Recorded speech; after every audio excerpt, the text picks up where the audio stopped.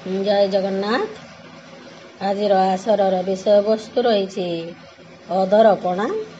समस्त सारस्वत साधक मानक मोर बहुत बहुत अभिनंदन। वयोज्येष्ठ मान प्रणाम। मो डॉक्टर प्रतिमा षडंगी। चलतु शुणा मोर कविता अधरपणा। आषाढ़ मासर गुंडीचा जातलो 9 दिन होई थाए।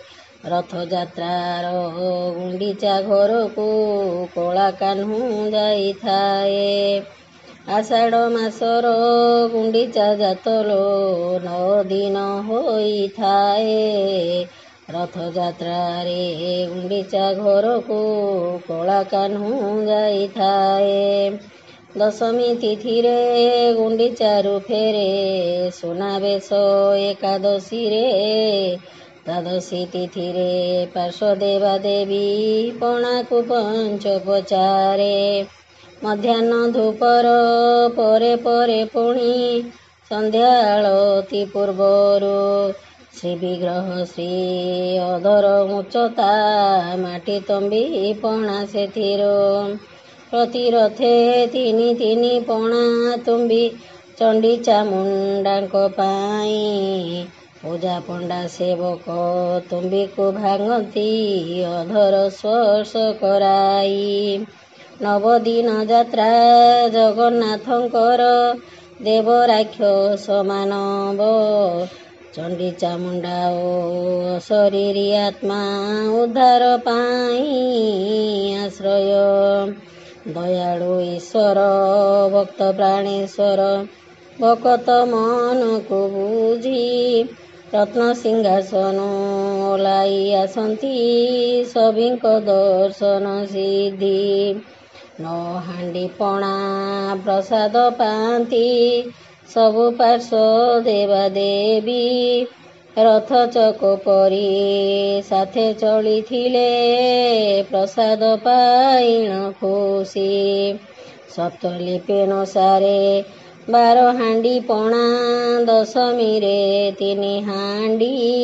एकादशी दिन पुणी 3 हांडी द्वादशी रे 3 हांडी। ओडिया मठर सतरु प्रमाण रामकृष्णे 2 हांडी। मदन मोहने 1 हांडी पणा पूर्ण हुए 12 हांडी। अधुना द्वादशी ए गोटिए तिथि रे 9 हांडी नबात पणा। पापित पिम्लेच्छ दिन ओ जवन उद्धार निमन्ते प्रणाम।